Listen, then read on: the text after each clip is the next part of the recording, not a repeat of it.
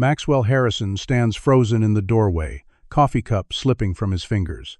His 8-year-old twin sons, supposedly confined to a life without words or movement, are responding to the gentle hands of Zora Williams, the black woman he reluctantly hired as a housekeeper just 6 weeks ago. As Davis forms the sound "ma," Maxwell feels his world shift.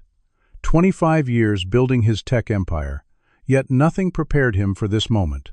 The truth would soon unravel everything, exposing not just medical deception, but the prejudice living in his own heart. The memory of the interview day still lingered in Maxwell's mind as he watched his coffee spreading across the Italian marble floor. 6 months ago, he had sat in his mahogany-paneled study, reviewing applications for household staff for his $30 million Malibu estate. His human resources director had insisted he personally approve the final candidate given the sensitive nature of the position. The applicant pool had been narrowed down to 3 finalists, but the moment Zora Williams walked through his door, Maxwell felt an immediate, inexplicable hesitation. She was impeccably dressed in a navy blue pantsuit, her resume boasting 15 years in special education before a recent career change. Her references were flawless, yet Maxwell found himself searching for reasons to dismiss her candidacy. He asked more probing questions than he had of the previous candidates, both white women in their 40s. When she mentioned living in Leimert Park, a predominantly black neighborhood in South Los Angeles, he had raised an eyebrow and made a note. The distance was substantial, he pointed out. Would the commute be feasible? Zora had smiled patiently and assured him it would not be an issue. Later, when Maxwell reluctantly offered her the position, he had added unusual stipulations. Her duties would be strictly limited to cleaning, laundry, and occasional meal preparation.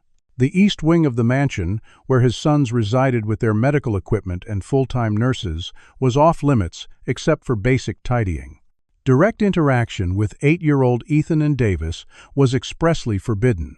Zora had accepted these terms without comment, though something in her eyes suggested curiosity about the restrictions. Now, as Maxwell stood watching her cradling Davis's hand in hers, guiding his fingers to his own lips while Ethan watched with unprecedented focus, he felt rage mingled with something else he couldn't name.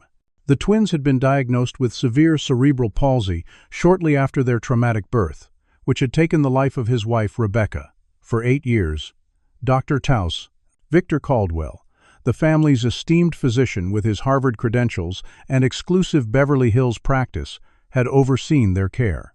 Dr. Caldwell had prepared Maxwell for a life where his sons would never speak, never move independently, never recognize him. The treatments were expensive, experimental, and exhausting, but Maxwell spared no expense. His wealth from Harrison Technologies afforded them every possible comfort: a rotation of nurses, specialized equipment, and regular visits from Dr. Caldwell himself. The boys occupied a specially designed suite with medical monitoring, adaptive furniture, and a staff of 3 nurses who worked in shifts, ensuring 24-hour care. The household staff knew to maintain a quiet environment, to enter and leave the wing efficiently with minimal disruption. Mrs. Beatrice Wallace, his longtime housekeeper who had been with the family since before the twins' birth, had been the first to express concern about Zora. "I don't think it's appropriate," she had said in hushed tones 3 weeks after Zora's hiring, "to have that woman around your vulnerable children." Maxwell had dismissed her concerns as outdated thinking, though privately he had increased his random checks on the security cameras in the East Wing. Zora had given him no reason to doubt her professionalism, yet he found himself watching her more closely than other staff members. When Dr. Caldwell made his weekly visit to adjust medications and review the twins' care, Maxwell had casually mentioned the new housekeeper. The doctor had reminded him of the importance of maintaining the controlled environment. "The boys have no cognitive awareness of their surroundings, Maxwell," he had said with the confidence that came from decades of practice. "But consistency in their environment prevents unnecessary physical stress." Maxwell had nodded, trusting the medical expertise that had guided the family since that tragic day when Rebecca hemorrhaged during the emergency cesarean delivery. The twins had been born blue and unresponsive, requiring immediate intervention. Though they had survived, Dr. Caldwell had gently explained that oxygen deprivation had caused irreversible brain damage. Maxwell had been too grief-stricken to question the diagnosis or seek second opinions. He had thrown himself into building his company into a technology giant, ensuring he could provide the best care money could buy for the only pieces of Rebecca he had left. 2 weeks ago, Zora had been organizing files in Maxwell's home office, a task he assigned after finding her efficiency superior to Mrs. Wallace's increasingly arthritic efforts. She had uncovered medical records that seemed contradictory to current treatments. Maxwell dismissed her polite query about the discrepancy, reminding her sharply that she was overstepping her boundaries. That same day, he received news that Harrison Technologies was facing a discrimination lawsuit from 3 African-American executives claiming systematic denial of promotions. The timing had put him in a particularly foul mood, causing him to snap at Zora when she suggested reorganizing the filing system. He had apologized later, awkwardly, unused to acknowledging errors to household staff. She had accepted gracefully, but he noticed she became more reserved afterward. Now, watching her gentle interactions with his supposedly unreachable sons, Maxwell felt his world crumbling. Davis, who had never shown responsiveness to stimuli beyond basic reflexes, was forming a sound. Ethan, typically vacant-eyed and rigid, was tracking Zora's movements with clear intentionality. According to everything Maxwell had been told for 8 years, this should be impossible. What else had he missed while building his empire and trusting others with his son's care? The realization that Zora must have been spending significant time with the boys despite his explicit instructions added another layer of betrayal. Yet he couldn't deny the evidence before his eyes. Something was happening that challenged everything he thought he knew about his son's condition and capabilities. As the coffee continued to spread across the floor, neither Zora nor the twins had noticed his presence. He stood transfixed, watching as she whispered encouragements, and Davis's lips formed a shape that looked unmistakably like the beginning of Mama. Maxwell's company, Harrison Technologies, had been under intense scrutiny for the past month. The discrimination lawsuit filed by 3 former executives had attracted media attention, particularly after similar claims emerged from 5 other employees. The board was pressuring Maxwell to settle quickly and quietly, concerned about the company's image and stock prices. Just pay them off and implement some diversity training, the chairman had suggested during yesterday's emergency meeting. Maxwell had bristled at the implication that his company fostered discrimination. He had built it from nothing, creating thousands of jobs and developing software that transformed industries. He prided himself on meritocracy, hiring and promoting based on talent and results. If fewer minorities reached executive positions, he reasoned, it reflected the applicant pool rather than company policy. The meeting had ended with tension, Maxwell promising to consider the board's recommendation while internally resolving to fight what he considered baseless accusations. That contentious meeting had left him with a pounding headache, which now intensified as he watched Zora continue her unauthorized interaction with his sons. He stepped into the room, deliberately dropping his empty coffee mug onto the marble floor. The shattering sound made Zora jump to her feet, while Davis emitted a soft whimper. "What exactly do you think you're doing?" Maxwell demanded, his voice tight with controlled fury. Zora straightened her shoulders, betraying no guilt despite being caught directly violating her employment terms. "I'm helping your sons communicate, Mr.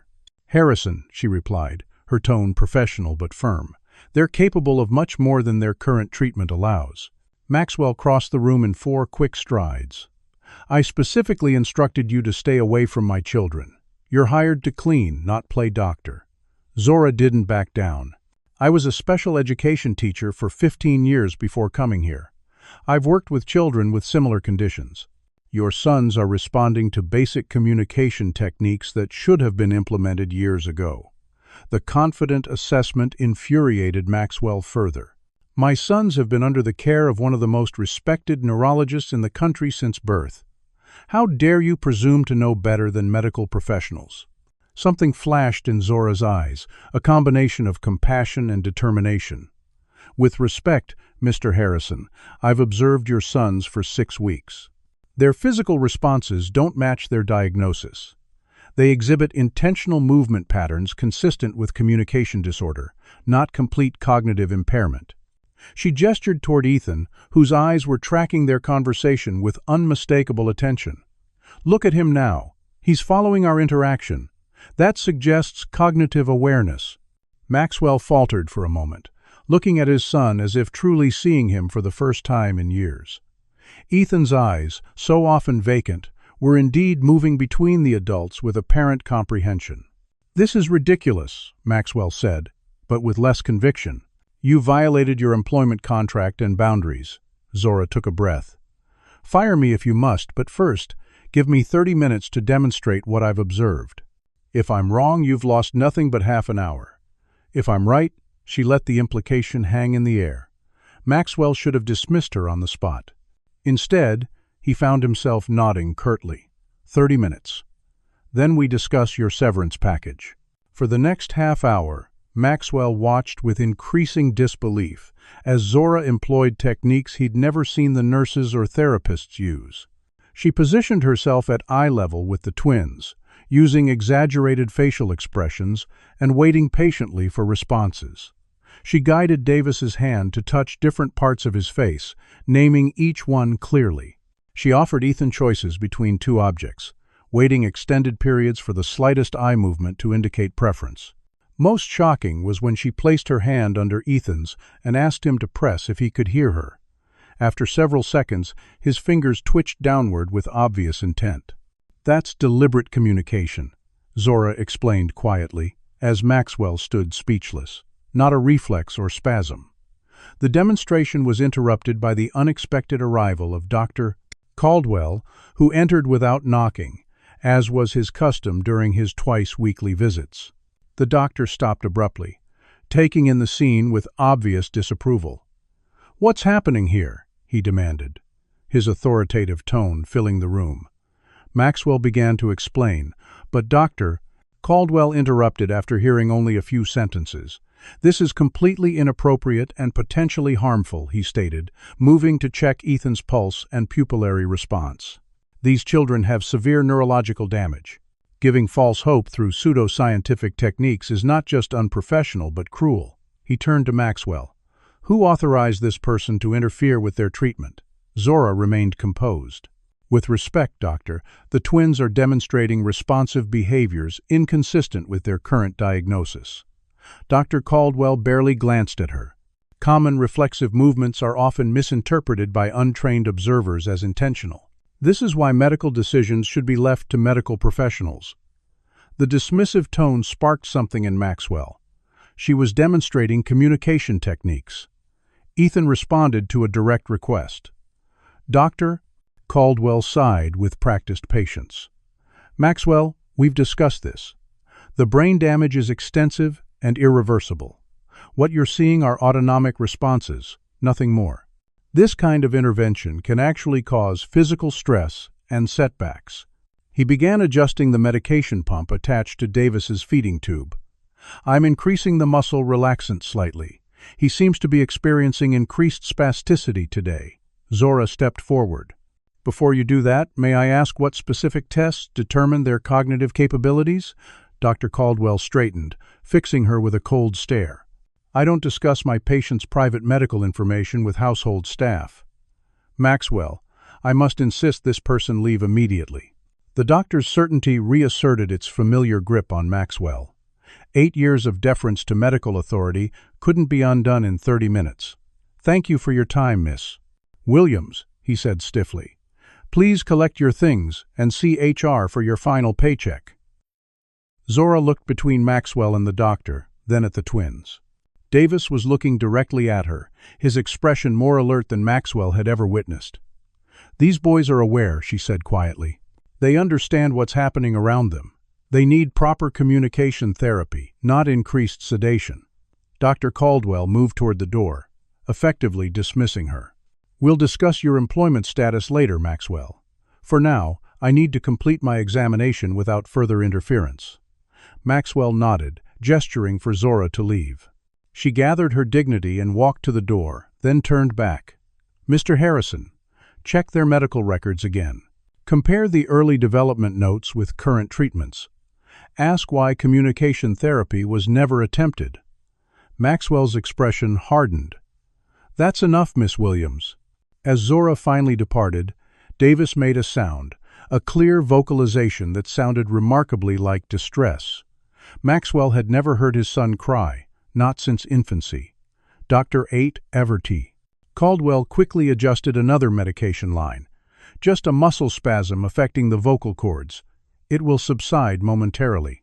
That night, alone in his vast bedroom, Maxwell lay awake, replaying the day's events.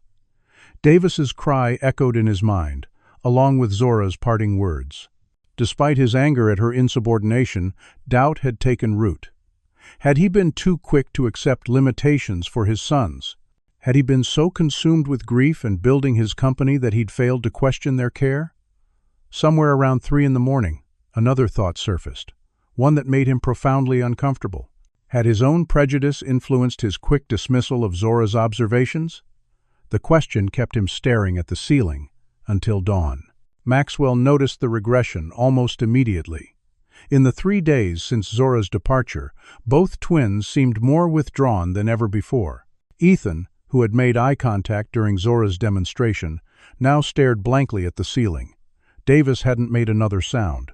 The specialized nurses continued their efficient routines, adjusting tubes, administering medications, recording vital signs, and repositioning limbs to prevent bed sores, all without the engaging interactions Maxwell had witnessed from Zora. On the 4th morning, while the day nurse stepped out to prepare medications, Maxwell found himself examining the twins' room with new eyes. The space was clinically pristine, filled with medical equipment, but devoid of typical children's belongings. No toys cluttered the surfaces. No colorful posters decorated the walls. It was a hospital room, not a children's bedroom. While straightening Davis's blanket, Maxwell noticed something tucked beneath the mattress edge. He pulled out a small notebook, immediately recognizing Zora's neat handwriting. Inside were detailed observations dated from her 2nd week of employment. Davis tracked red ball with eyes for full 5 seconds, one entry noted. Ethan's breathing pattern changes when music plays. Relaxation response? Another observed. The entries progressed, documenting small but significant responses that contradicted the twins' official prognosis. Had he truly been blind to these signs for years, or were they new developments? Either possibility disturbed him deeply. Maxwell tucked the notebook into his pocket before the nurse returned. That evening, he called James Porter, a longtime friend who worked in medical research. Though not a physician, James had extensive knowledge of neurological conditions through his laboratory work. Maxwell explained the situation without mentioning Zora directly, describing instead his own observations and newfound questions.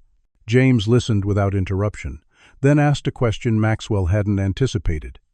Who diagnosed the cerebral palsy initially, and what specific tests were done to confirm cognitive impairment? Maxwell realized he didn't know the details. Dr.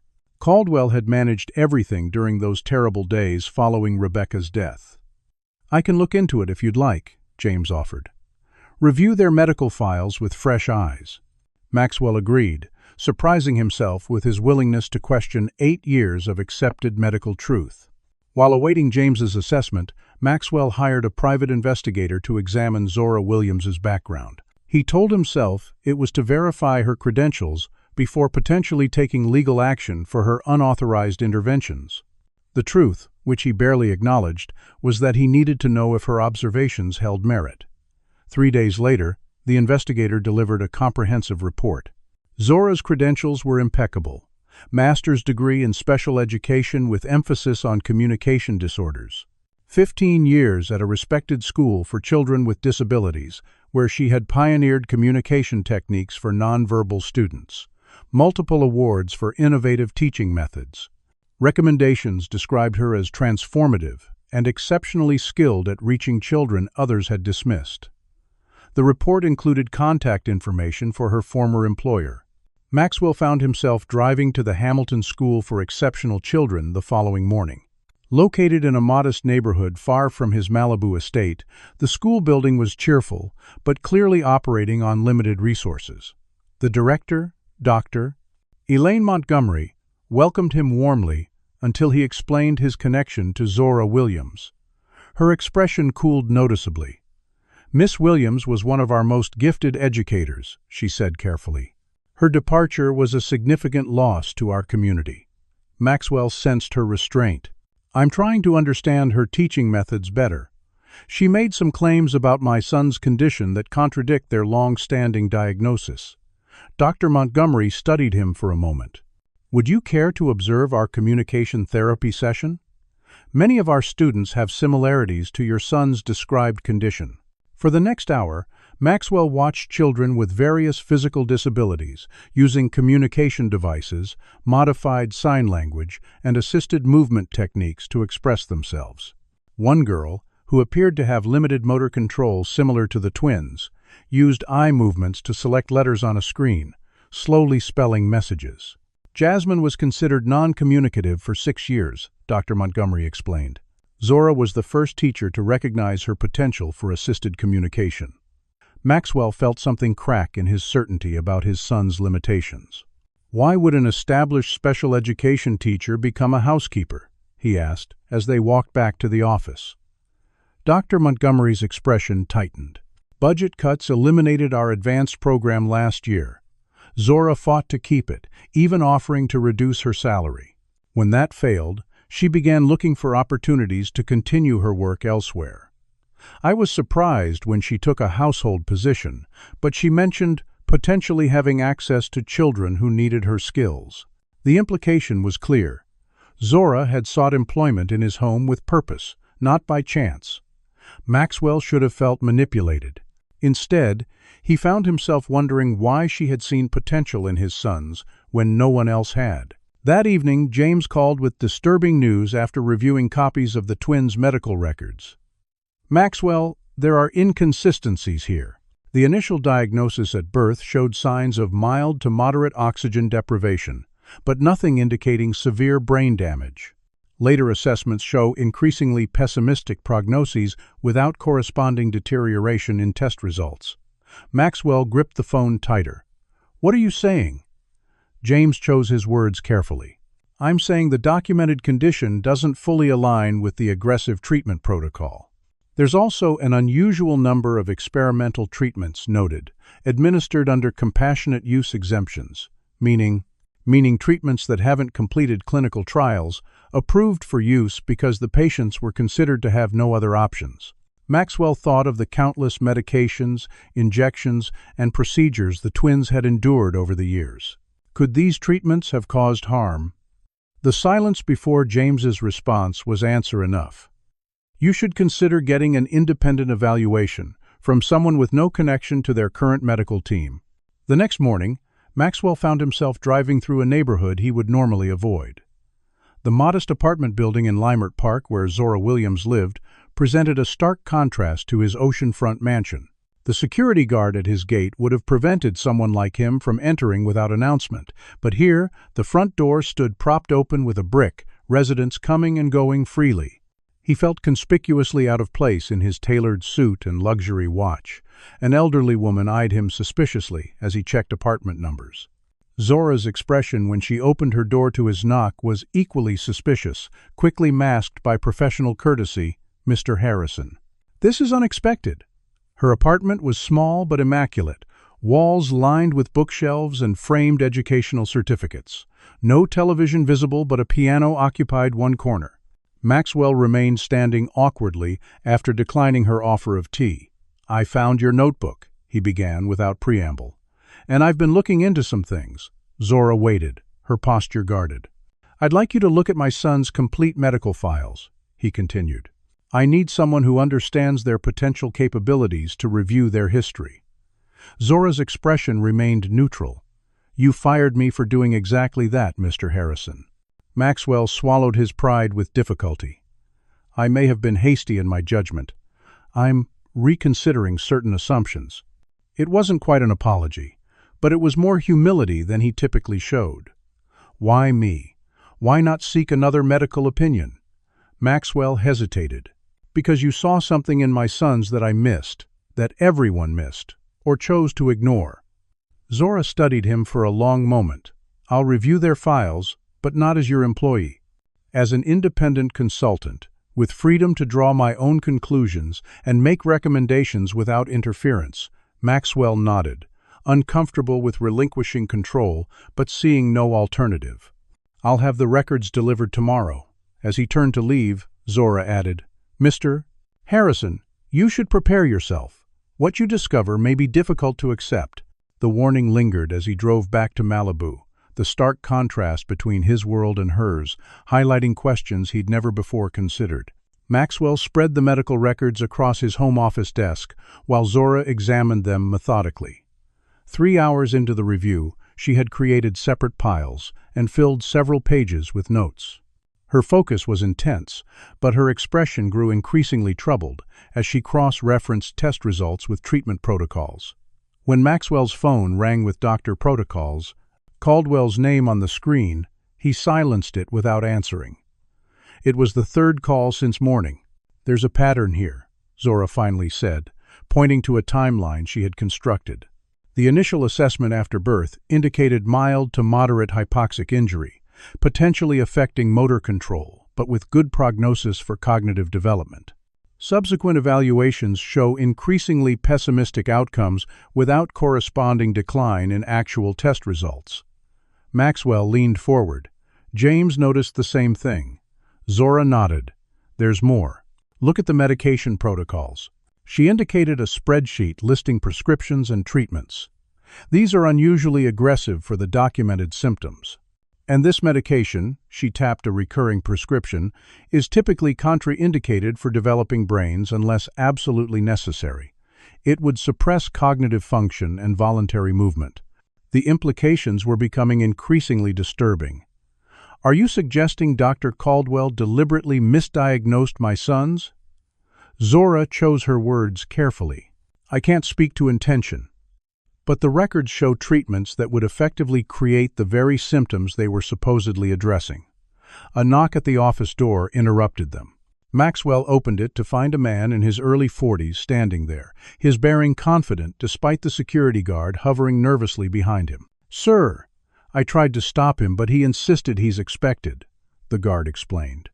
I'm Zora Williams, the man said, extending his hand to Maxwell, Zora's brother.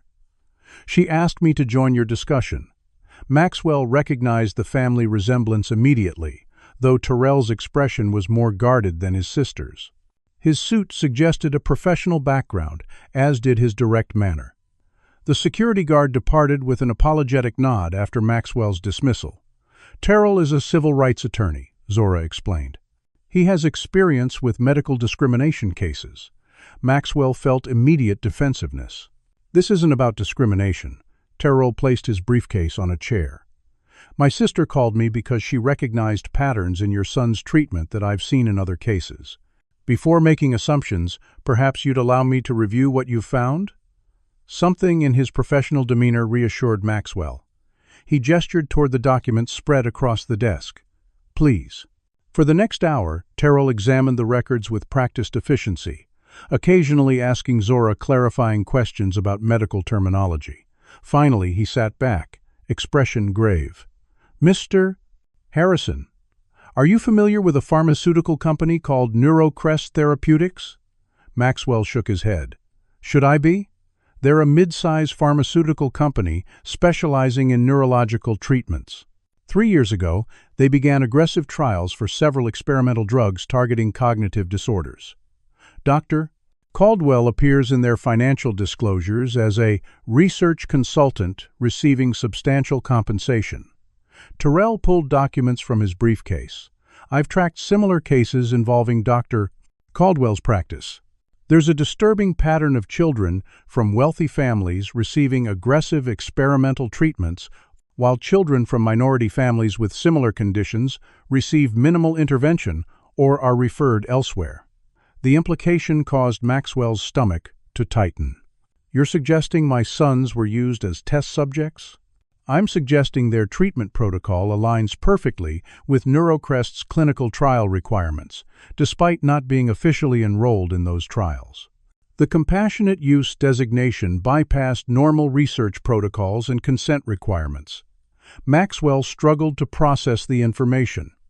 But why would Dr. Caldwell? My family trusted him for years. Zora spoke gently. Financial incentives from pharmaceutical companies can be substantial. Research consultants often receive bonuses for each patient receiving experimental treatments. Terrell added, based on these records, your son's actual condition appears to be a communication disorder with moderate motor impairment, not the profound cognitive disability that's been reported. With proper therapy rather than suppressive medications, they could likely develop communication skills and greater physical autonomy. The revelation hit Maxwell like a physical blow. 8 years of unnecessary treatments. 8 years of believing his sons would never speak, never understand, never connect with the world around them. 8 years lost that could never be recovered. I need to see them, he said abruptly, standing. Zora and Terrell followed as he strode through the house to the east wing. The day nurse looked up in surprise at the group's entry. Mr. Harrison, Dr. Caldwell has been trying to reach you. He's adjusted the medication schedule and will be arriving shortly for the weekly treatment. Cancel it, Maxwell said flatly. And please step outside. I need time with my sons. The nurse hesitated, clearly uncomfortable. Sir, doctor. Caldwell was very specific about maintaining the medication timing. I won't repeat myself, Maxwell said, his voice leaving no room for argument. After the nurse's departure, Maxwell approached Davis's bed while Zora moved to Ethan. What do we do now? He asked, looking at his son's face with new awareness. First, we need a proper diagnosis from an independent specialist, Terrell advised. I can recommend several neurologists with expertise in communication disorders. Zora was already adjusting Ethan's position, propping him more upright with pillows. In the meantime, we can begin basic communication exercises to assess their current capabilities. She demonstrated as she spoke, making eye contact with Ethan, and clearly stating, "Blink twice if you can understand me, Ethan." After several seconds, Ethan's eyes closed and opened twice in succession. Maxwell gasped softly. Zora continued, "That's excellent, Ethan. Now look toward your dad if you want him to come closer." Ethan's eyes shifted deliberately toward Maxwell, who moved to his son's bedside with trembling hands. "Try with Davis," Zora encouraged. Maxwell knelt beside his younger son by 4 minutes. "Davis, can you hear me?" he asked, his voice cracking. "Blink twice if you understand."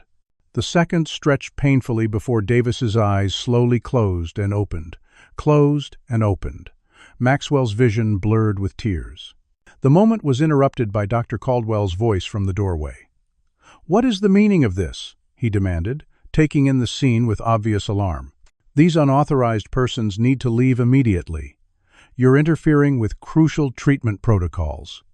Maxwell rose to his full height, years of suppressed grief transforming into cold fury. "The only one leaving is you, Victor. You're fired, effective immediately. I'll have security escort you out, Doctor." Caldwell's professional demeanor slipped momentarily, revealing naked panic before he regained composure. "Maxwell, you're upset and not thinking clearly. These children require specialized care that only I can provide. Any disruption to their treatment could have severe consequences."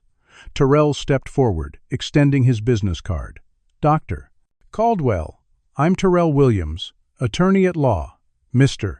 Harrison has retained me regarding possible medical malpractice and research ethics violations concerning his son's care.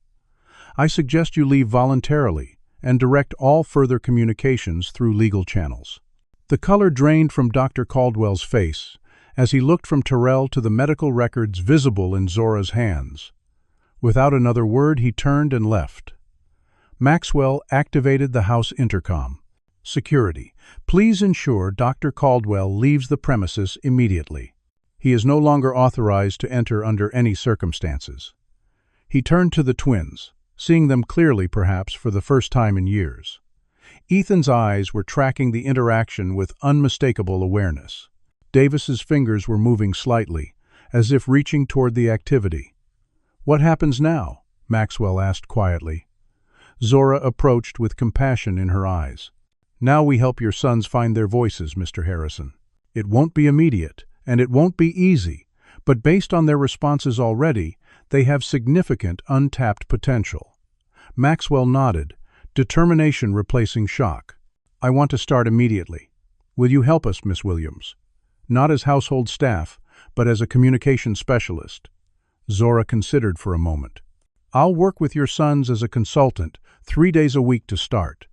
But you need to understand something crucial, Mr. Harrison.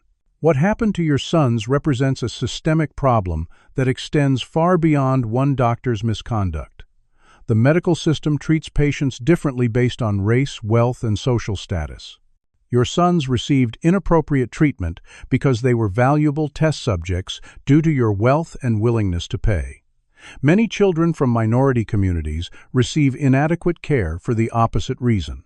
Maxwell wanted to reject the uncomfortable truth, but recent events had shaken his certainty. I understand, and I want to make this right, not just for my sons. Zora nodded, seeming to accept his sincerity. Then, let's begin. Within a week, Zora had transformed the East Wing into a proper therapy environment. Gone were the sterile hospital furnishings, replaced with colorful, tactile surfaces and adaptive equipment designed to encourage movement and engagement. The change was met with mixed reactions from the household staff. The medical nurses, accustomed to Dr. Caldwell's protocols, resigned rather than adjust to the new approach. Mrs. Wallace made her disapproval known through tight-lipped silence and pointed sighs whenever Zora entered a room.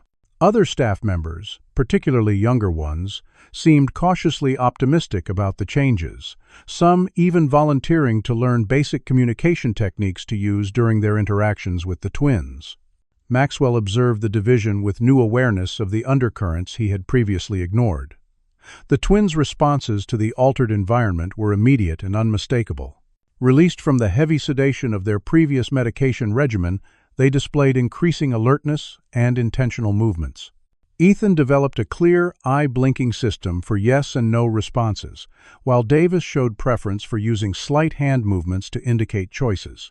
Each small victory was meticulously documented in the new communication journal Zora maintained.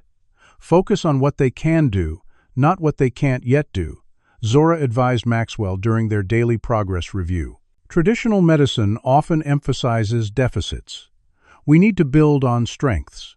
Maxwell was adapting to his new role as an active participant in his son's therapy rather than a distant provider of resources. The transformation in his relationship with the twins coincided with growing turmoil in his external affairs. His abrupt dismissal of Dr. Caldwell had not gone unnoticed in his social circle. Several longtime friends had called expressing concern about his decision to replace a respected physician with unconventional methods. Maxwell recognized the coded language for what it was, particularly when one golf club associate asked pointedly if he thought it appropriate to have someone like her making medical decisions for your family. The backlash extended to his business interests as well. Board members expressed concern about his controversial associations potentially affecting the ongoing discrimination lawsuit. The optics aren't good, Maxwell, the chairman had said during their private call. You fire a prominent white physician and replace him with an unqualified black woman while fighting discrimination claims? The timing makes it look like a publicity stunt.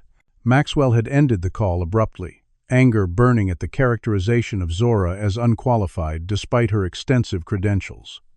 The confrontation with entrenched attitudes wasn't limited to external sources. One evening, Maxwell overheard Mrs. Wallace speaking to the new nurse as they left the twins' room. It's not natural, all this touching and talking to them like they understand everything.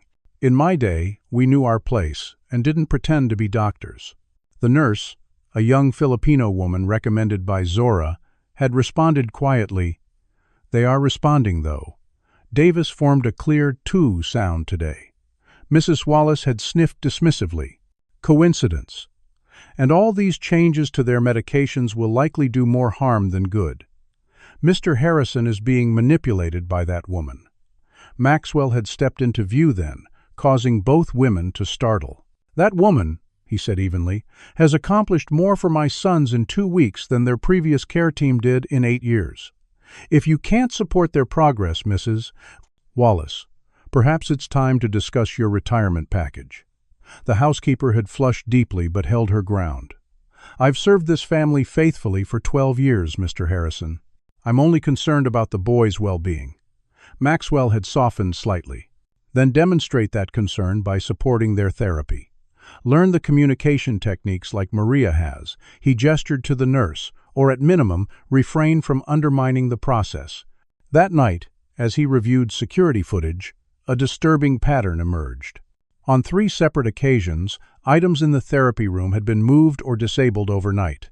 The weighted pencils Ethan was learning to grasp relocated beyond reach, the communication board's batteries removed. The cameras showed Mrs. Wallace entering early, before Zora arrived, making these adjustments while muttering to herself. The discovery left Maxwell shaken. How deep did these prejudices run in his household, in his company, in his social circle, in himself? The following day brought a more overt challenge. The twins' therapy session was interrupted by Davis developing a sudden fever and rash. The symptoms appeared immediately after breakfast, prepared by kitchen staff supervised by Mrs. Wallace. Zora recognized the reaction immediately. Has he been given strawberries? His file notes a severe allergy. Maxwell checked the morning meal record, finding no mention of the fruit. Yet when Zora examined the remnants of Davis's pureed breakfast, she detected distinctive seeds. "This was deliberate," she said quietly, as they watched the emergency response team treating Davis's reaction. Someone added strawberry to his food, knowing the reaction it would cause. The incident proved a turning point in the household dynamics. Maxwell terminated Mrs. Wallace immediately, along with 2 kitchen staff members who had been working closely with her. Security protocols were enhanced, and all food preparation for the twins was now handled by trusted personnel only. Despite these precautions, the incidents continued in more subtle forms. Anonymous notes with racial slurs appeared in Zora's therapy materials. The security system recorded unidentified individuals attempting to access the property before being deterred by guards. Maxwell's personal assistant reported receiving calls questioning Zora's credentials from concerned medical professionals. Through it all, the twins continued to make remarkable progress. Davis formed his first clear word during the 3rd week of therapy, a distinct stay when Zora prepared to leave after an evening session. The breakthrough left both Zora and Maxwell emotional, though for different reasons. For Zora, it confirmed her assessment of Davis's capabilities. For Maxwell, it represented both profound joy and devastating realization of what had been suppressed for years. The external pressures intensified as news of Dr. Caldwell's dismissal spread through medical circles. A formal complaint was filed with the state medical board, alleging that Zora was practicing medicine without a license. Though easily refuted given her clear role as a communication specialist working within her certified expertise, the complaint required legal response and created unwelcome publicity. Neurologist Pharmaceuticals sent representatives to discuss ongoing treatment protocols, a thinly veiled attempt to ensure the experimental medications continued. When politely rebuffed, their approach turned threatening, with veiled references to contractual obligations Maxwell had signed years earlier. Terrell's legal expertise proved invaluable in navigating these challenges. "They're worried about exposure," he explained after reviewing the pharmaceutical company's communications. "If it becomes known that they used legally incompetent subjects for unofficial trials, the consequences would be severe." The pressure culminated in a confrontation at Maxwell's office. Several board members requested an emergency meeting, ostensibly to discuss the discrimination lawsuit settlement. Once gathered, the true agenda emerged. "We're concerned about your judgment lately, Maxwell," the chairman began. "Your personal issues seem to be affecting business decisions. The association with this Williams woman while we're fighting discrimination claims creates problematic optics." Another board member added, "And frankly, your cancellation of the NeuroCrest partnership has significant financial implications. Their research funding represented substantial income." Maxwell studied the faces around the table, men and women he'd worked alongside for years. "Let me be clear," he said finally. "My sons were subjected to unnecessary experimental treatments that suppressed their cognitive function. The physician I trusted exploited my family's tragedy for pharmaceutical kickbacks.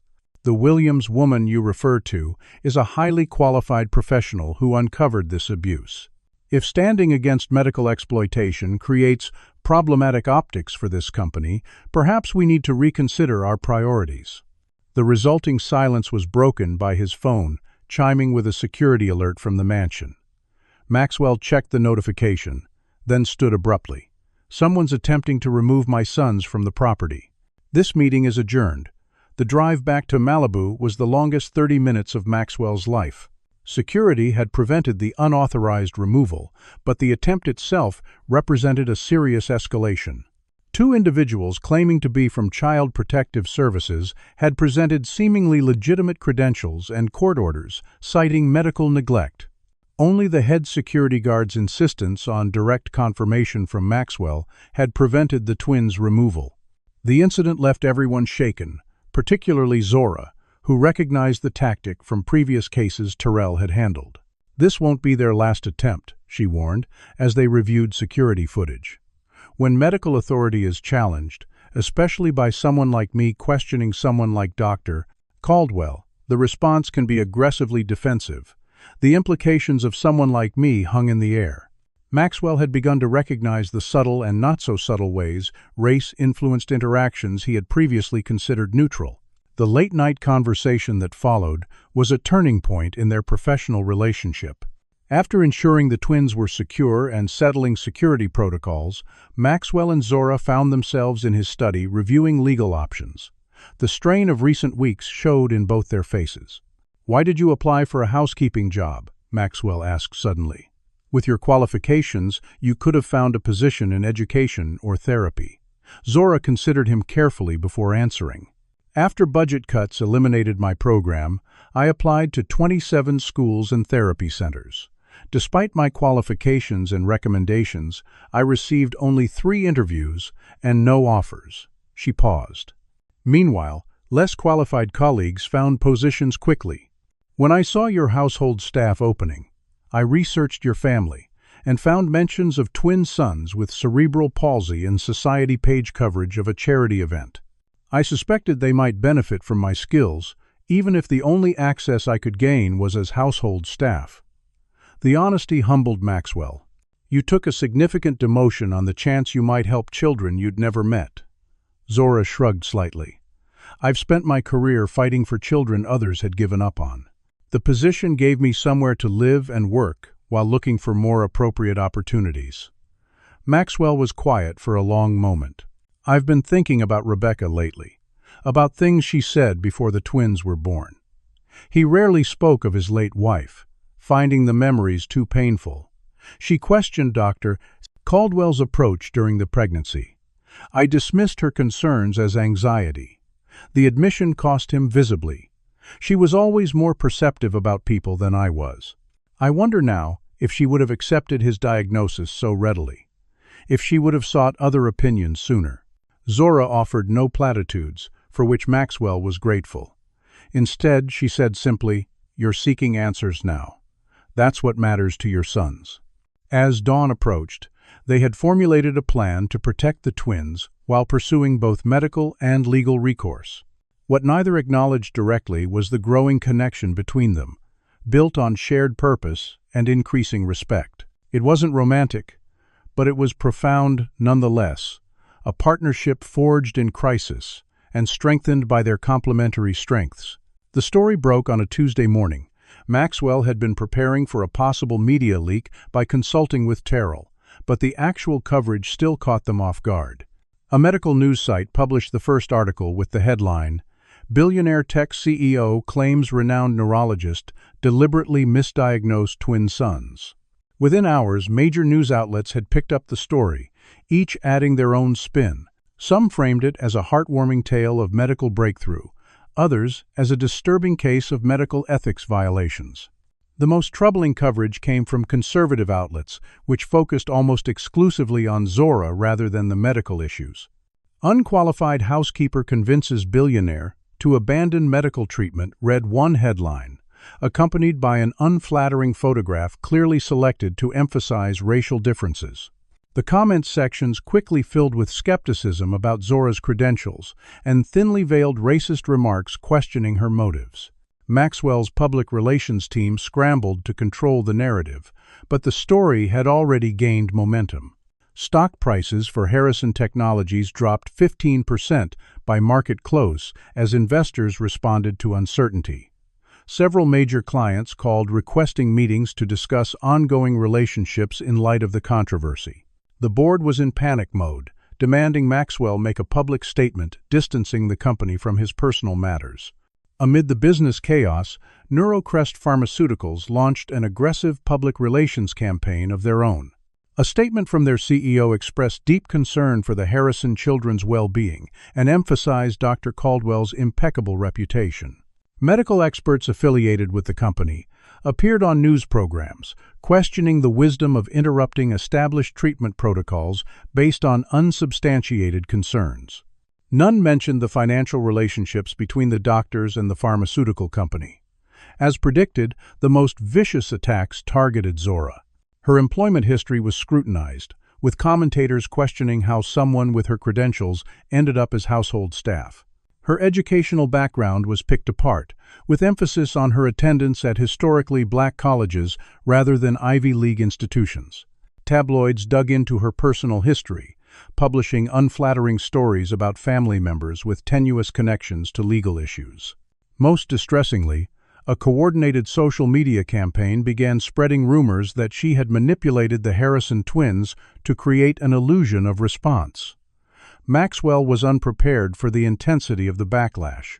His privilege had shielded him from experiencing this level of public scrutiny and character assassination. Watching Zora weather the storm with dignity only increased his respect for her resilience. "This isn't new for me," she explained when he expressed outrage at particularly vicious commentary. "Every black professional faces this kind of scrutiny and dismissal. The only difference now is the scale and visibility." The media circus took an unexpected turn when several families came forward with similar stories of misdiagnosis and questionable treatment by Dr. Caldwell's medical group. Most striking was the clear racial pattern Terrell had identified. White children from wealthy families received aggressive experimental treatments, while minority children with similar symptoms were given minimal intervention or referred elsewhere. 3 black families reported being told their children had profound cognitive impairments requiring institutional care, only to discover later through second opinions that the diagnoses were significantly exaggerated. The emerging pattern transformed the story from an isolated incident into a potential systemic scandal. Medical ethicists began calling for investigations into consent procedures for experimental treatments. Disability rights advocates highlighted the case as exemplifying the devaluation of disabled lives. Civil rights organizations pointed to the racial disparities as evidence of systemic discrimination in healthcare. Through it all, Maxwell remained focused on his son's progress, while Terrell handled the legal and media aspects. The twins continued to make remarkable gains once freed from the suppressive medication regimen. Ethan developed a consistent communication system using eye gaze and limited hand movements. Davis's vocalization skills improved daily, with a growing vocabulary of single words. Yet, the external pressures couldn't be entirely walled off. Security concerns necessitated canceling several therapy sessions when threats were deemed credible. The twins' new medical team, assembled through Terrell's connections, required extensive background checks and security clearances. Even trusted household staff were subjected to renewed scrutiny after evidence of information leaks emerged. The breaking point came during a particularly difficult week when Maxwell was forced to choose between attending a critical board meeting and being present for the twins' important evaluation with a specialist in communication disorders. The board had made it clear that his position as CEO might be in jeopardy if he failed to appear. After significant internal conflict, Maxwell chose his sons. The decision cost him. The board voted to temporarily replace him with an acting CEO until personal matters are resolved. The news hit financial markets immediately, with Harrison Technologies stock dropping another 12%. Business media painted the move as necessary crisis management, while implying Maxwell's judgment had become compromised by personal concerns. That evening, Maxwell requested a television interview, something he had previously avoided. Sitting beside Zora, in the carefully staged living room of his mansion, with security teams sweeping the property hourly, he spoke publicly about his sons for the first time in years. "I believed I was providing the best possible care," he explained to the sympathetic interviewer. "What I failed to do was question the care itself. I accepted limitations for my children that were artificially imposed, possibly for financial gain." When asked about Zora's role, he was unequivocal. Miss Baucus 221. "Williams saw potential in my sons that trained medical professionals either missed or deliberately suppressed. She had the courage to speak up despite significant personal and professional risk. The fact that her expertise has been questioned because of her race rather than her qualifications speaks to the very discrimination she has helped me recognize in my son's treatment." The interview was widely viewed, generating mixed but passionate response. Most meaningful was the surge of messages from parents of children with disabilities who recognized elements of their own experiences in the twins' story. Many described fighting to be believed when they observed capabilities in their children that medical professionals dismissed. As the media attention intensified, Maxwell made a surprising discovery while organizing Rebecca's personal items, something he had avoided since her death. In a locked drawer of her writing desk, he found a journal containing detailed observations of her prenatal appointments with Dr. Caldwell. The entries revealed growing concern about his dismissive attitude toward her questions and his insistence on treatments she had researched and found controversial. Most shocking was an entry dated 3 weeks before her death, noting her intention to seek a second opinion despite Dr. Caldwell's objections. She had scheduled an appointment with another obstetrician for the following week, an appointment she never kept due to the emergency delivery. Maxwell read the journal late into the night, recognizing Rebecca's voice in her careful handwriting. Her final entry included a note to research neurologist pharmaceuticals after overhearing Dr. Caldwell discussing a research partnership during her appointment. The connection sent a chill through Maxwell. Had Rebecca's complications been related to experimental treatments? Had her questions made her a liability? The possibility was too painful to consider fully, yet impossible to dismiss entirely. The following morning, Maxwell awoke to news that Zora's apartment had been vandalized with racist graffiti. The incident confirmed what he had already been considering.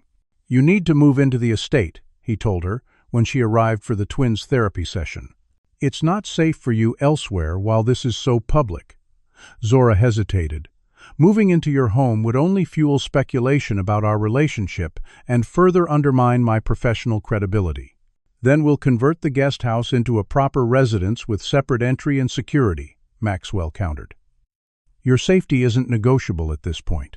The compromise represented another shift in their evolving partnership, acknowledging both the practical security concerns and the importance of maintaining appropriate professional boundaries amidst intense public scrutiny. As the media cycle continued, Maxwell remained steadfast in his support of Zora, despite mounting personal and professional costs. The tech world that had once celebrated him now viewed him with skepticism. Former allies distanced themselves, unwilling to be associated with controversy. Even his philanthropy came under scrutiny, with several organizations quietly removing him from their boards. Yet for every door that closed, new and unexpected ones opened. Families affected by similar medical situations reached out. Disability rights advocates offered support and expertise. Medical ethicists provided consultation on establishing proper care protocols. Most surprising were the messages from employees at his own company, particularly minority staff, expressing private support for his stand against discrimination, even as the official corporate position remained distanced. 8 weeks into the public controversy, the twins demonstrated their progress during a carefully documented session with independent specialists. Both boys showed clear cognitive awareness and intentional communication, definitively disproving their original diagnosis of profound impairment. Davis spoke 6 distinct words. while Ethan successfully used an adaptive communication device to express basic needs and preferences. The specialist's report provided powerful validation of Zora's initial observations and subsequent therapy approach. It was a moment of vindication amid ongoing challenges, a reminder of why the painful public exposure had been necessary. That night, as Maxwell checked on the sleeping twins, he found himself reflecting on how completely his world had transformed in just a few months. His corporate identity, once central to his sense of self, now seemed secondary to his role as father. His social circle had contracted but deepened, with superficial connections falling away and meaningful ones strengthening. Most significantly, his understanding of his own privilege and responsibility had evolved through witnessing Zora navigate systems designed to discredit and dismiss her despite her exceptional qualifications. The journey had only begun, both for his son's recovery and his own transformation, but the direction was finally clear. The courtroom was silent as Judge Eleanor Simmons reviewed the emergency petition filed by Neurologist Pharmaceuticals and Dr. Caldwell's medical group. Their legal team had requested an emergency order requiring the Harrison twins to resume their previous medication regimen, citing imminent harm from disrupted treatment. The timing, 2 days after the successful independent evaluation, was clearly strategic. Terrell had anticipated such a move, but was concerned about the specific judge assigned to the case, known for conservative rulings and connections to pharmaceutical interests. Maxwell sat tensely beside Zora in the courtroom, aware of the whispers and stares from observers. The case had attracted significant attention, with medical ethicists, disability advocates, and civil rights organizations all seeking to submit amicus briefs. Judge Simmons had limited participation, allowing only the primary parties to present arguments at this preliminary hearing. The opposing counsel, a polished attorney from a prestigious firm, presented a compelling narrative of medical risk. He emphasized the twins' 8-year history of specialized treatment under Dr. 8E.S. Caldwell's supervision and characterized the interruption as dangerous experimentation by unqualified individuals. Maxwell noted the careful avoidance of direct references to Zora's race, while the presentation nonetheless featured her prominently in exhibits. The visual contrast between her and the white medical experts clearly calculated to influence perceptions. When Terrell rose to respond, the subtle shift in the judge's body language was noticeable. Her attention seemed less focused, her expression more skeptical than when listening to the opposing counsel. Terrell presented comprehensive evidence of the twins' improved condition since discontinuing the medication regimen, including video documentation of their communication progress and the independent specialist's report.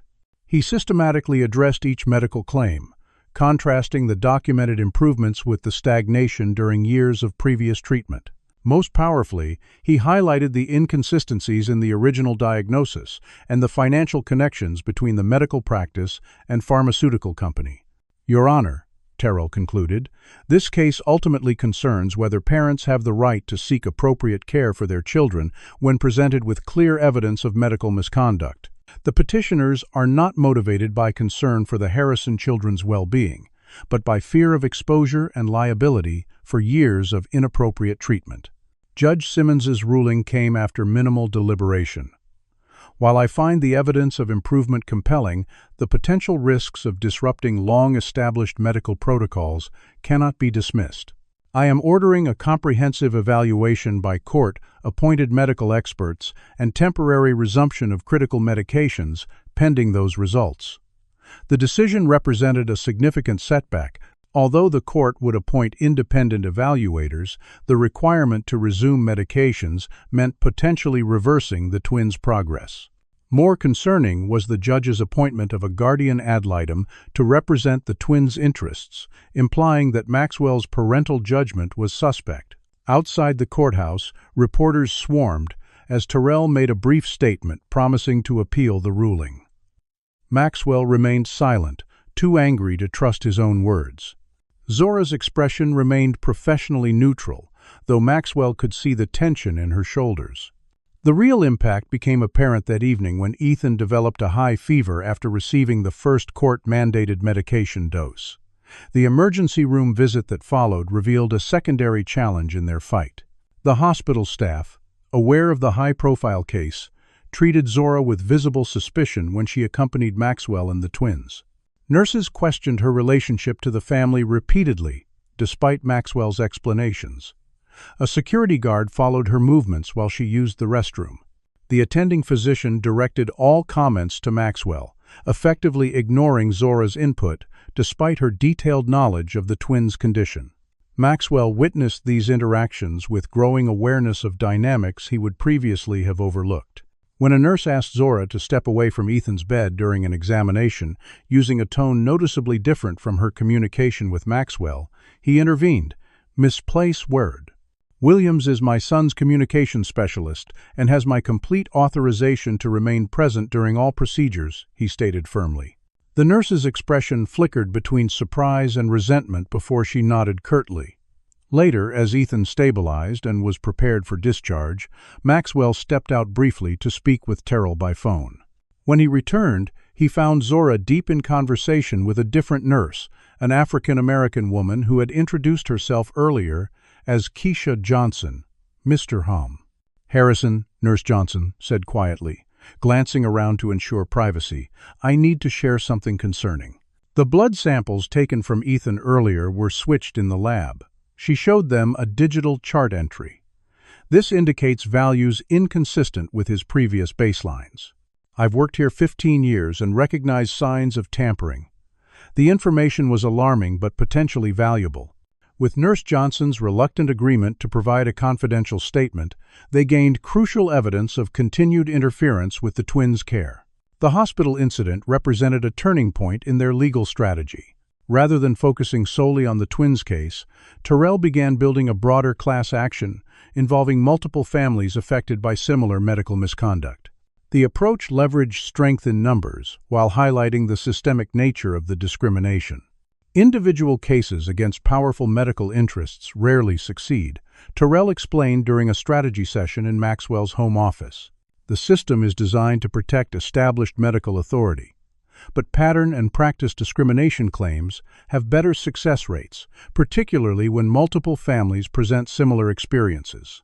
The expanded approach required significant resources.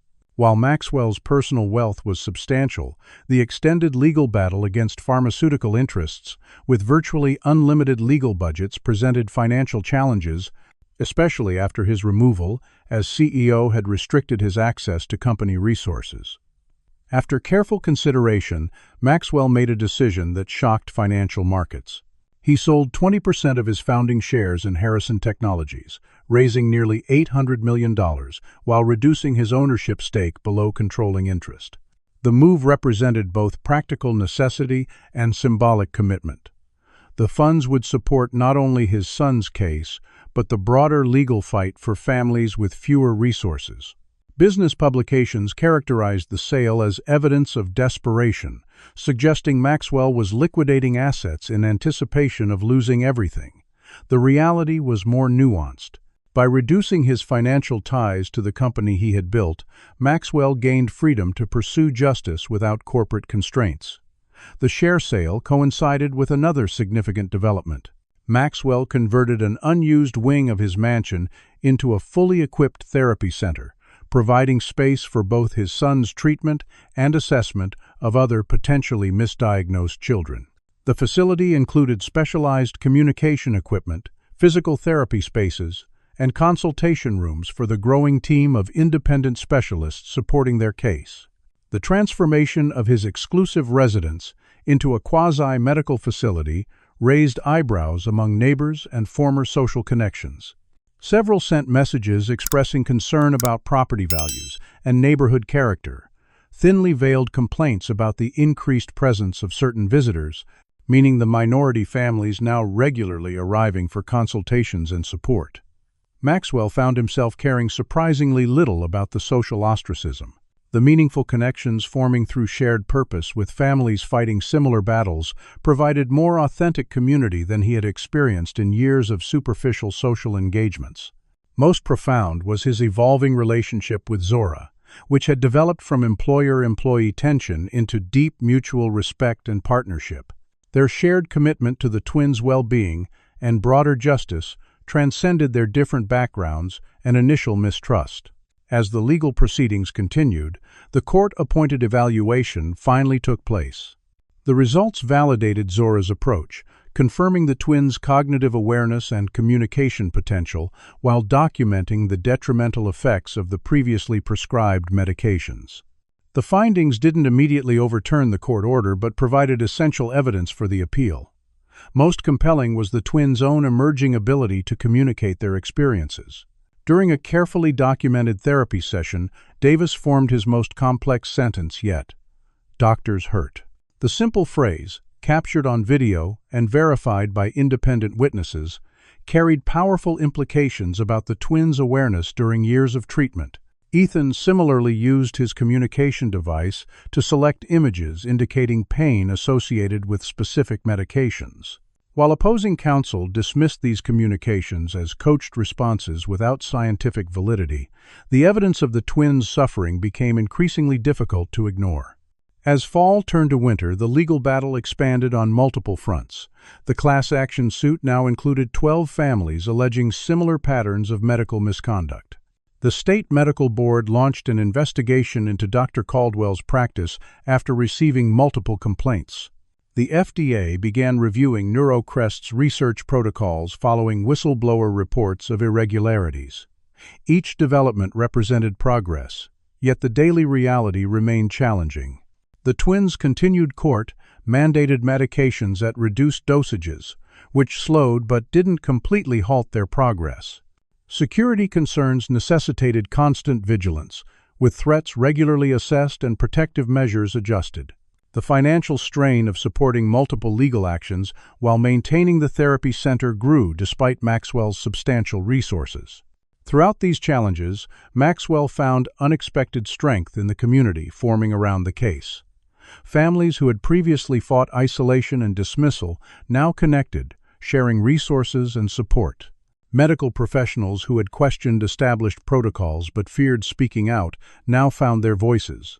Even former employees from NeuroCrest and Dr. Caldwell's practice began providing anonymous information about questionable practices they had witnessed.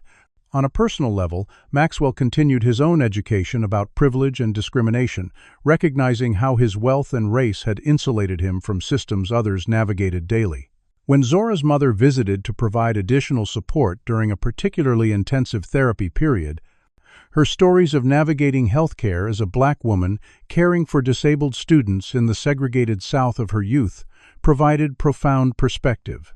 The systems don't change just because some people don't experience them, the elder Mrs. Williams observed after witnessing Maxwell's frustration with a particularly unfair legal ruling.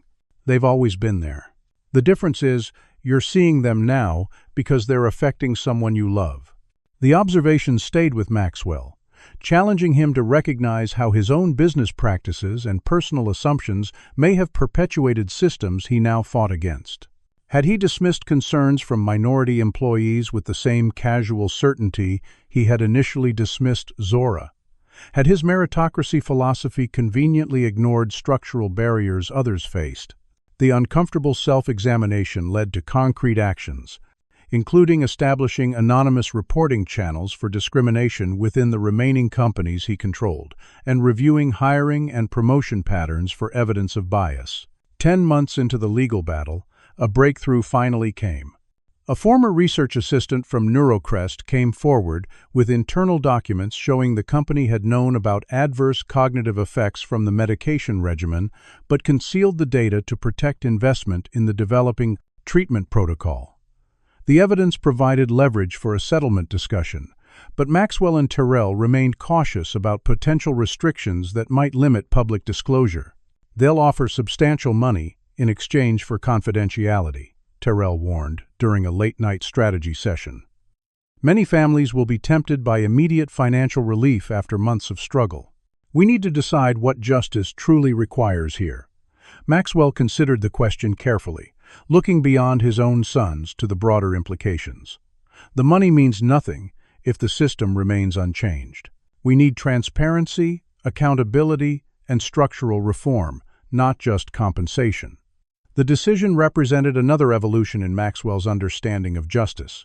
The fight had begun as a personal quest to help his sons, but had expanded into recognition of his responsibility to use his privilege and resources to challenge systemic injustice. As he explained to a supportive colleague who questioned the continued battle despite mounting costs, "Some things matter more than money or reputation. I can't change the years my sons lost to this medical abuse, but I can help ensure other children don't suffer the same fate, particularly those without the resources I have to fight back." The courtroom buzzed with tension as the judge prepared to deliver the ruling on the expanded class action suit. 15 months of legal battles had culminated in this moment, with families from across the socio-economic spectrum united in seeking justice for medical misconduct. Maxwell sat beside Terrell at the plaintiff's table, painfully aware of Dr. Caldwell's presence across the aisle, flanked by pharmaceutical executives and their formidable legal team.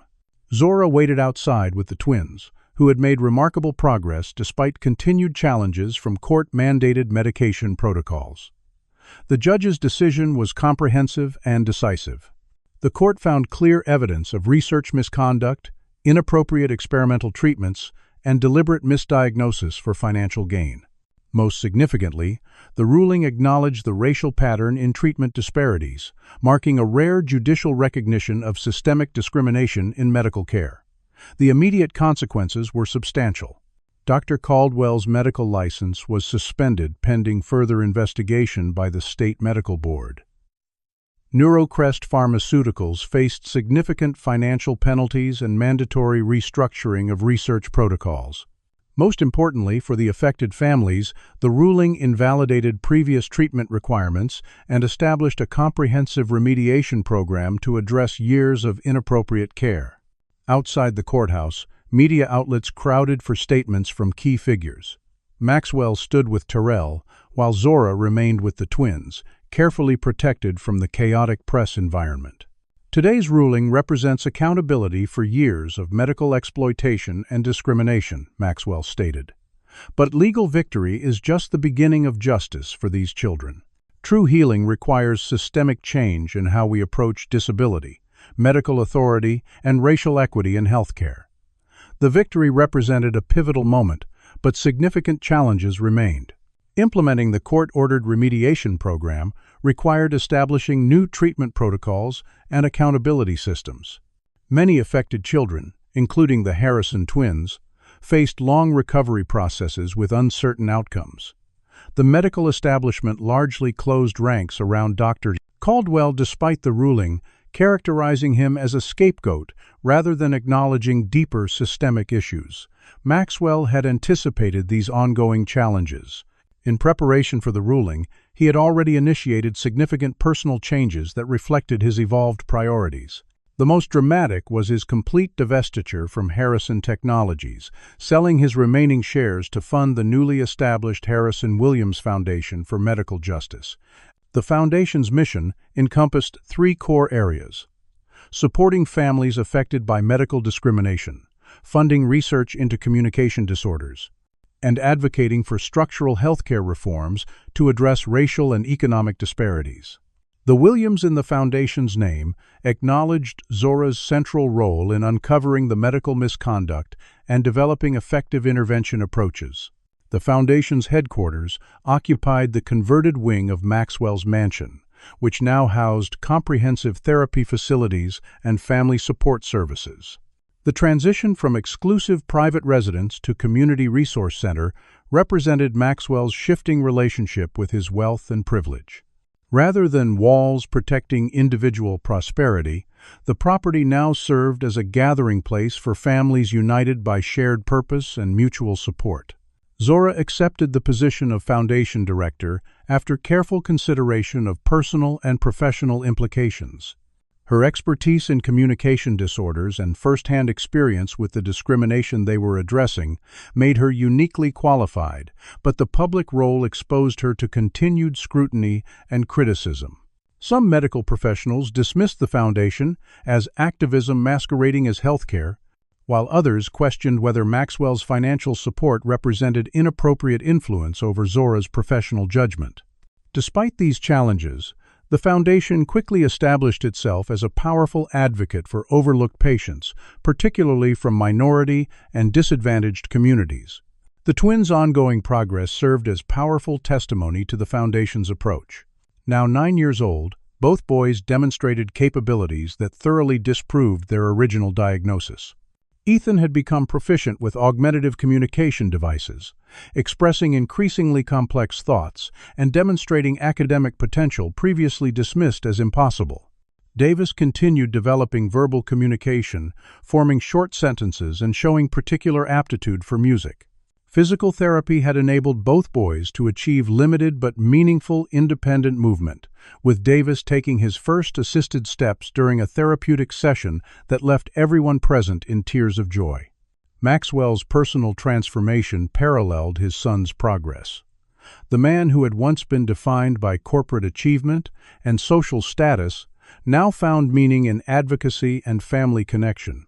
His previous social circle had largely abandoned him after his public stance against medical authorities, but new relationships formed through shared purpose provided more authentic community than he had previously experienced. Most significant was his evolving relationship with Zora, which had developed from professional partnership into deep personal connection. Their shared mission created a foundation of mutual respect that gradually expanded to include genuine affection. Neither rushed to define this connection, both aware of the potential complications given their different backgrounds and the public nature of their work together. Meanwhile, the investigation into Rebecca's death gained momentum as new evidence emerged. Maxwell had begun the inquiry with reluctance, fearing what he might discover yet compelled by the patterns identified in the twins' treatment. His attorney obtained Rebecca's complete medical records, revealing disturbing inconsistencies similar to those found in the twins' files. A former nurse from the hospital where Rebecca delivered came forward after the court ruling against Dr. Caldwell, describing unusual medication orders and documentation discrepancies surrounding the birth and subsequent hemorrhage. Most disturbing was the discovery of Rebecca's research notes, hidden among her personal papers. In the weeks before her death, she had begun investigating neurologist pharmaceuticals after overhearing Dr. Caldwell discuss research protocols during a prenatal visit. Her notes indicated growing concern about experimental medications being administered without proper consent, particularly to women from minority communities. The possibility that Rebecca's questions about these practices had made her a liability created a devastating new context for her death. Maxwell shared this painful discovery with Zora during a rare quiet evening after the twins had gone to sleep. They sat on the terrace overlooking the ocean, the beauty of the setting contrasting with the heaviness of the conversation. "She was investigating the same patterns we uncovered," Maxwell said, his voice tight with emotion. "She noticed the discrimination in treatment protocols, questioned the medications, started researching neurocrest. Then, suddenly, she develops complications requiring emergency intervention. Zora listened without interrupting, offering presence rather than platitudes. The timeline matches," Maxwell continued. "Her journal shows she scheduled an appointment with another obstetrician the week after she died. She was planning to switch doctors, get a second opinion about the treatments Caldwell insisted were necessary." He stared out at the darkening horizon. "I dismissed her concerns, told her to trust the expert. If I had listened," Zora finally spoke, "you cannot know what might have happened, Maxwell. But you can honor her awareness and courage by continuing the fight she began." The perspective offered no easy absolution, but acknowledged both his grief and his responsibility to move forward. The twins asked about her yesterday. Maxwell said after a long silence, "For the first time, they have the words to ask about their mother.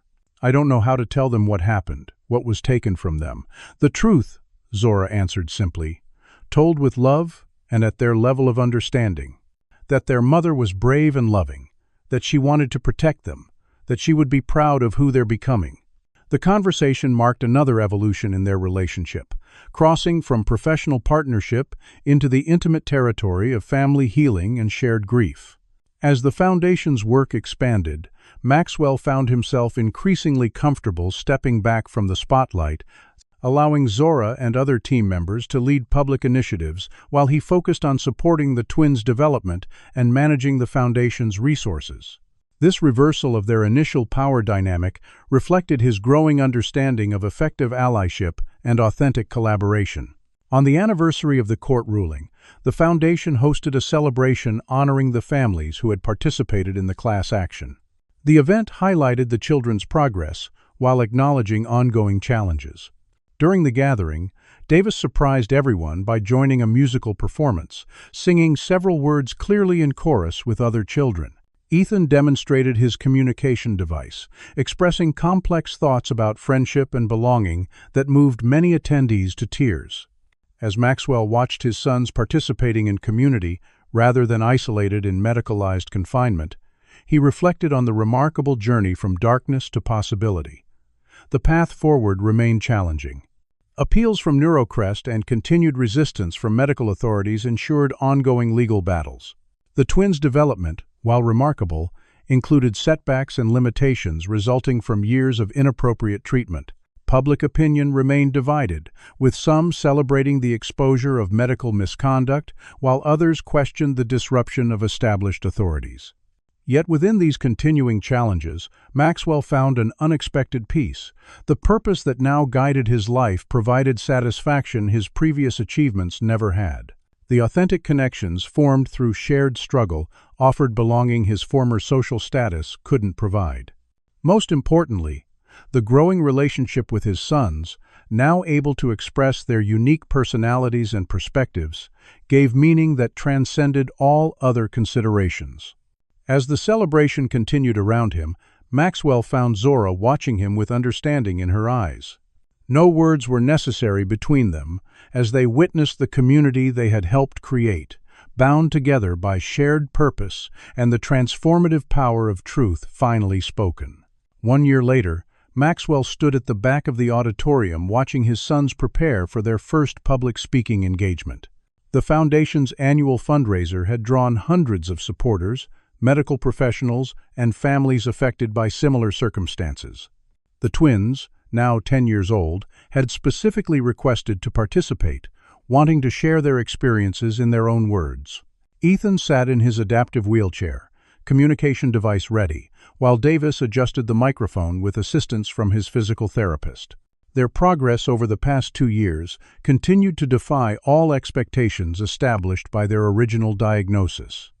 When Dr. State, Caldwell's medical license was permanently revoked 3 months earlier, the news had been met with mixed emotions by everyone involved in the case. The decision represented accountability, yet no punishment could restore the years of development the twins and other children had lost to inappropriate treatment.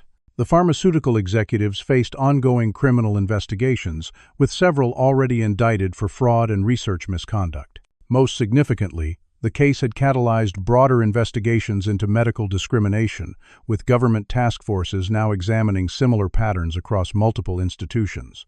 As the lights dimmed for the presentation, Maxwell felt Zora's hand slip into his. Their relationship had evolved gradually and naturally, built on shared purpose and deepening trust.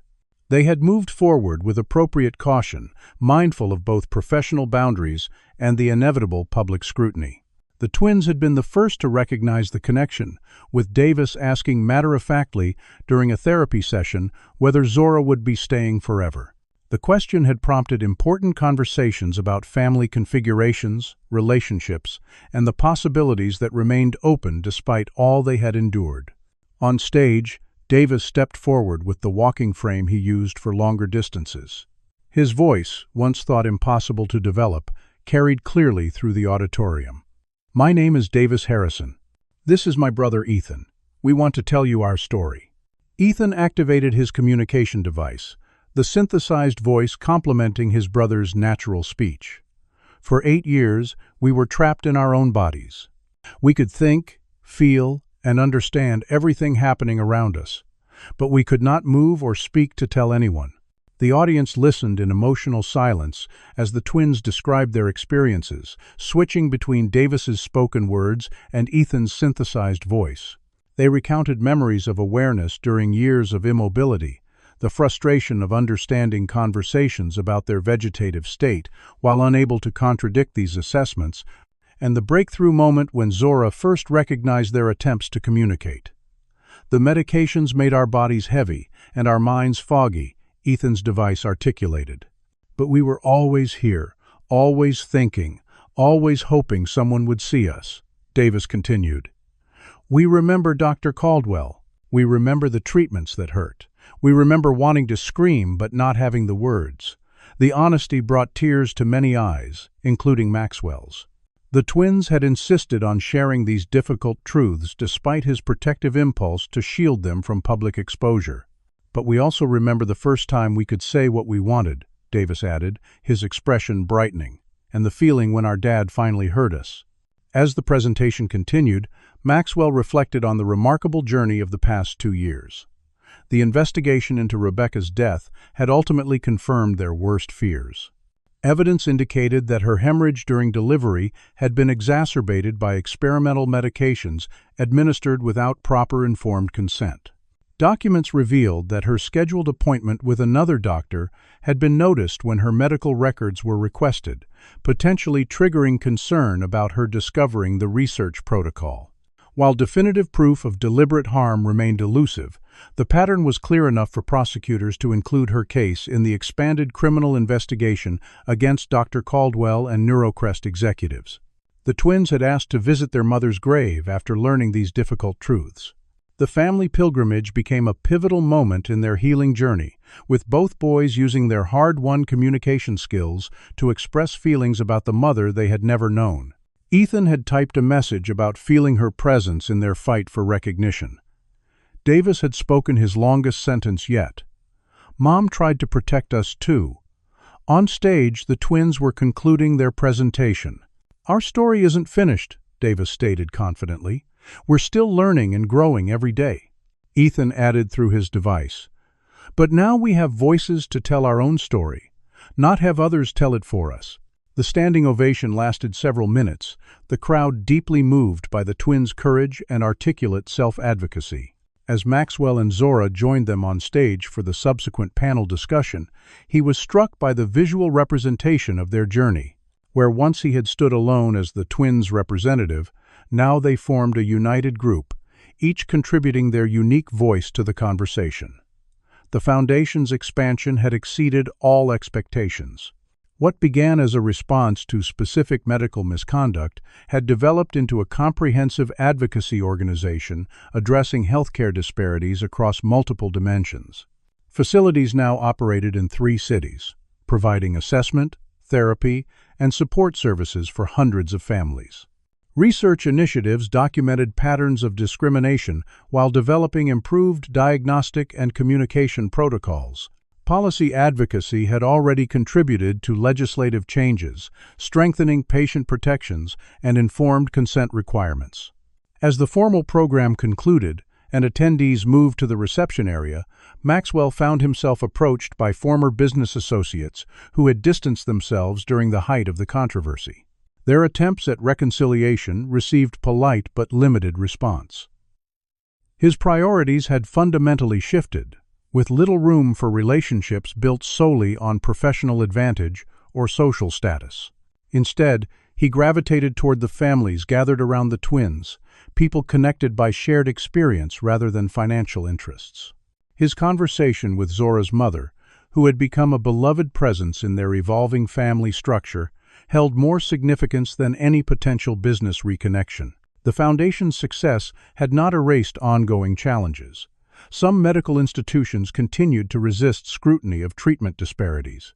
Insurance companies fought coverage for communication therapies despite documented effectiveness. Social service systems remained inadequately equipped to address the complex needs of children with communication disorders, particularly in underserved communities. Yet within these continuing challenges, Maxwell found purpose that his former corporate achievements had never provided. The twins' progress offered the most profound reward. Watching them engage with other children, express preferences and opinions, develop individual interests and personalities, he recognized the miracle of their emerging voices. Ethan had discovered a passion for computers, using adaptive technology to create digital art and simple programming projects. Davis showed musical talent, his voice growing stronger through dedicated therapy combined with natural aptitude. Both boys had academic capabilities previously dismissed as impossible, though learning differences required creative educational approaches. Later that evening, after the events concluded and the twins were asleep, Maxwell and Zora stood on the terrace overlooking the ocean. The mansion that had once symbolized isolated privilege had transformed into a center for community and healing. Staff quarters housed therapy specialists and researchers from diverse backgrounds. The former ballroom served as a training center for medical professionals learning to recognize and address communication disorders. Guest suites accommodated visiting families receiving assessment and support services. "Rebecca would be proud," Zora said quietly, following Maxwell's gaze toward the twins' wing. "Of them and of you." Maxwell nodded, accepting both the comfort and the implicit acknowledgement of ongoing grief. She started this journey. She saw the truth before anyone else. The investigation into Rebecca's death had brought painful closure, but also deepened his appreciation for her perception and courage. "The twins are asking more questions about her lately," he added.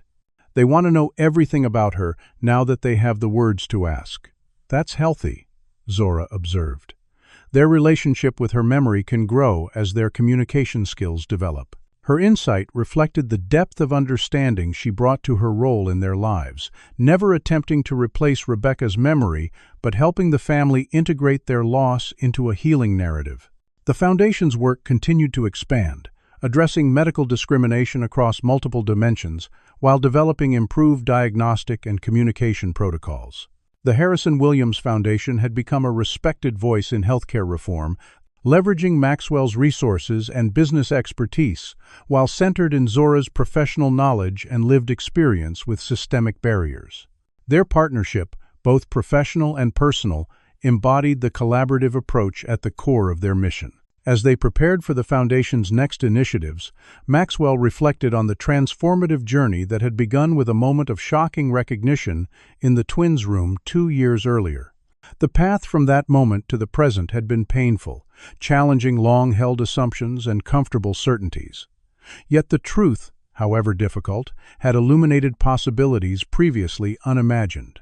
The twins' emergence from imposed silence represented the most profound of these possibilities, their voices testimony to both human resilience and the power of recognition. What began as one family's fight for justice had expanded into a movement challenging systemic discrimination, while creating pathways for authentic communication across differences of ability, experience, and perspective. The work remained unfinished, the journey ongoing, but the direction was clear, guided by voices previously silenced, now rising with unmistakable clarity and purpose. As stars emerged above the ocean, Maxwell considered the question he would ask viewers at the conclusion of this shared story. Have you ever failed to hear someone trying to communicate with you? Have you assumed silence meant absence or accepted limitations without question? Our journey began when someone truly listened to voices others had dismissed. What voices might you hear if you listened differently? He would invite them to comment, like, subscribe, and share if this story had touched them, to join the conversation about communication, recognition, and the transformative power of truly seeing one another. With gratitude for their witness to this journey and wishes for their own paths of discovery, he would conclude the account of a transformation still unfolding, guided by voices finally heard. Thank you for listening to our story. May it inspire you to hear the voices around you that might be struggling to be recognized. Comment below with your thoughts. Like this video if it moved you. Subscribe to hear more stories of transformation, and share with someone who might need this message today. Wishing you the courage to question assumptions and the wisdom to recognize truth when it speaks, even in unexpected voices.